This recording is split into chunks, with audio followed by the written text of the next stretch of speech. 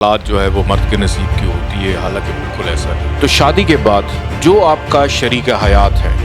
अगर उसके जायचे के अंदर कि एक ऐसी फैमिली है कि शादी के बाद अल्लाह ने उनको औलाद दी, एक ऐसी फैमिली है जिसको अल्लाह ने औलाद नहीं दी। अस्सलाम वालेकुम नाजरीन। आज एक दफ़ा फिर मैं मौजूद हूँ बैनुल-अक़वामी शोहरत याफ्ता एस्ट्रोलॉजर सैयद मोहम्मद अली ज़ंजानी साहब के पास।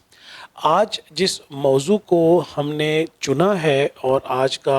जो सवाल लेके हम सैयद मोहम्मद अली ज़ंजानी साहब के पास आए हैं,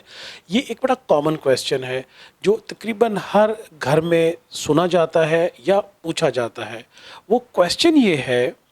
कि शादी के बाद बहुत सारे लोगों का जो रिज़्क है, जो आमदन है, वो कम हो जाती है और लोग ये कहते हुए शिकवा करते हुए पाए जाते हैं कि हमें शादी रास नहीं आई या शादी के बाद मेरे माली हालात ख़राब हो गए।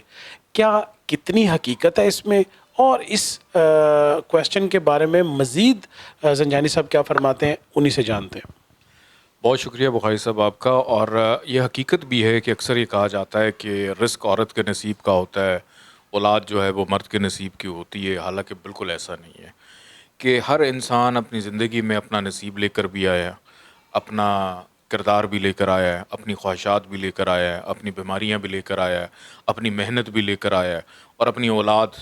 को भी लेकर आया है जो अल्लाह ताला ने देनी है। क्योंकि एक छोटा सा मैं आपको इसमें मिसाल दूं कि देखें, औलाद की जहाँ तक बात है या देने की बात है, ये अल्लाह की अता होती है। कि एक ऐसी फैमिली है कि शादी के बाद अल्लाह ने उनको औलाद दी,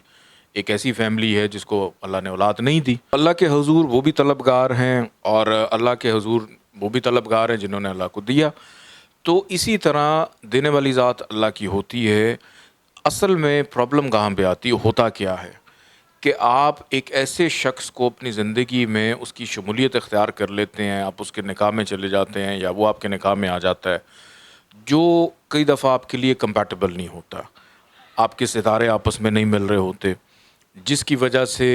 आपको अगर कोई रिस्क आ भी रहा है तो आपको उसकी कदर नहीं होती, बेबरकती हो जाती है, आप उसको संभाल नहीं पाते। तो शादी के बाद आपके जीवन साथी का जो भी नसीब है, चाहे वो शौहर है चाहे वो बीवी है, वो ऑटोमेटिकली आप तक मुंतकिल होना है। ये बिल्कुल ऐसे कि जैसे एक बच्चा पैदा हो और एक अच्छा नसीब लेकर पैदा हो जाए, तो सबसे पहले उसका जो रिस्क तयन है अल्लाह की तरफ से वो उसके बाप को मिलेगा और उसका बाप उसकी वो तमाम आरज़ुएँ, वो तमाम फ़रमाइशें, उसकी तमाम तालीम, उसकी तमाम एजुकेशन उसके वालिद के थ्रू होती हुई उस तक पहुँचती है। तो शादी के बाद जो आपका शरीक हयात है, अगर उसके ज़ायचे के अंदर खाना माल, उसके ज़ायचे के अंदर काम काज कारोबार का सितारा अगर बुलंद होता है, अरूज पे होता है, तो ऑब्वियसली वो आपके लिए बेहतरियाँ लेकर आता है। लेकिन अगर आप एक ऐसे शख्स का इंतखाब कर लेते हैं कि जो सिर्फ़ आपकी मोहब्बत है, लेकिन उसके बाद आगे चल के ज़िंदगी में मोहब्बत इसीलिए कायम नहीं रहती कि आपके रिज़्क में तंगी आना शुरू हो जाती है, तो आपके लिए प्रॉब्लम्स आती हैं। तो ऐसा बिल्कुल नहीं होता कि शादी के बाद जो है वो आपका रिज़्क कम हो जाता है या रिज़्क ख़त्म हो जाता है। होता सिर्फ़ ये है कि गलत वक़्त में टाइम अगर आप नहीं देखते और निकाह कर लेते हैं, तो आपकी ज़िंदगी में प्रॉब्लम्स आनी शुरू हो जाती हैं। कि वो अफ़राद जो निकाह करें, शादी करें, उन सब से एक रिक्वेस्ट है कि जब भी करें कम से कम 2 महीने पहले निकाह के नेक वक़्त का तयन करवा लें, ताकि उसके अंदर ज़हनी हम-आहंगी,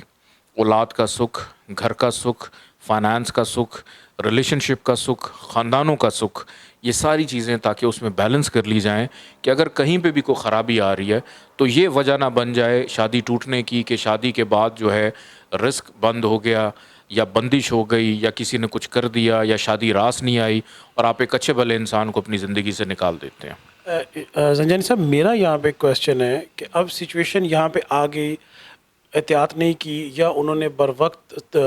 निकाह के वक्त का तयन नहीं कर सके, लेकिन निकाह भी हो गया, शादी भी हो गई, अब वो माली मुश्किलात का शिकार हैं।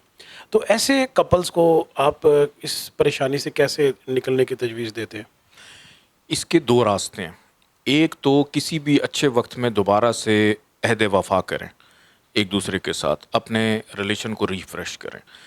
दूसरे नंबर पे सबसे इम्पॉर्टेंट चीज़ कि मियाँ और बीवी दोनों में से जिसके भी सितारे बुलंद हैं,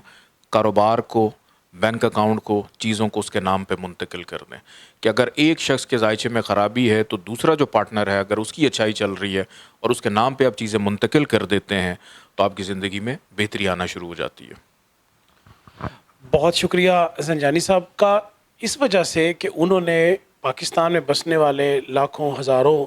کپلز کا جو مسئلہ چل رہا ہے اس وقت، جو آپ ہمیں کویسچنز کی صورت میں پوچھتے ہیں کہ شادی کے بعد رزق میں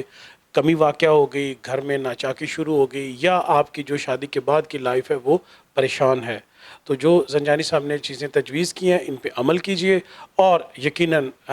میں اس بات میں یقین رکھتا ہوں کہ اللہ پاک آپ کو یقیناً اس مسئلے سے نکالیں گے۔ بہت شکریہ۔